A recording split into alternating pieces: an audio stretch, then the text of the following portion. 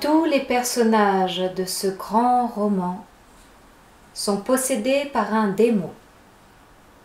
Le socialisme athée, le nihilisme révolutionnaire ou la superstition religieuse. Ignorant les limites de notre condition, ces idéologies sont incapables de rendre compte de l'homme et de la société et appellent un terrorisme destructeur.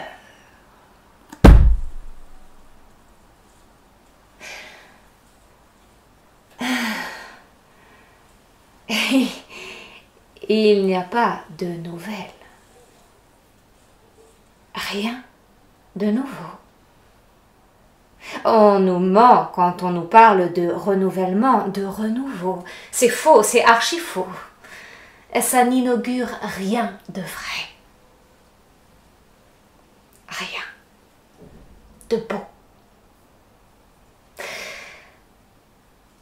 Le monde va à sa perte. Nous n'avons pas fini de perdre sens, essence et patience. L'univers est ouvert, mais tous les systèmes sont clos. C'est devenu irrespirable.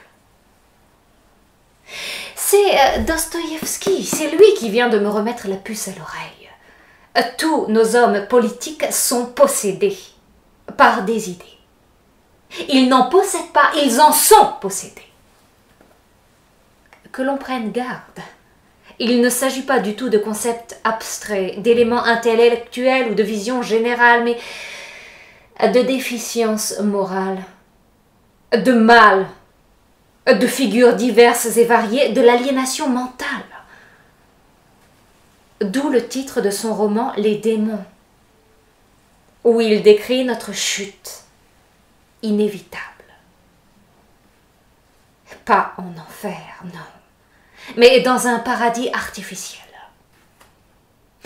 Il y a chez Dostoïevski, en effet, une vision apocalyptique de notre monde, entièrement gouverné par les possédés qui se leurrent et nous leurrent.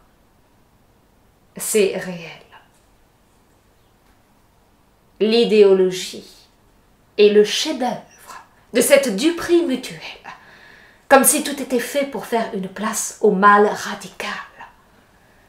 Celui qui vous laisse croire que l'idée nous dispense de la vérité, que l'homme serait la mesure de toute chose, à foutaise.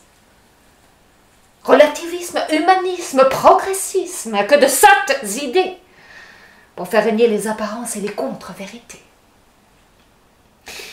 L'illusion n'est pas mauvaise, non. Elle est criminelle et criminogène. À force de se raconter des histoires, on ne peut plus rien croire. Tout au plus entrevoir, je dis. Le déchirement intime de la conscience individuelle et universelle.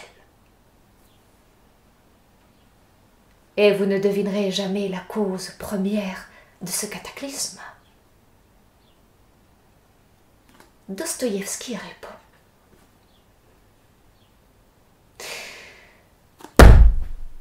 C'est l'athéisme.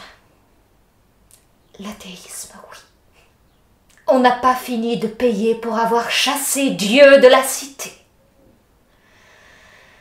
Il n'y a pas, il ne peut y avoir d'autre vérité. Et le monde a tout perdu depuis qu'il l'a sacrifié.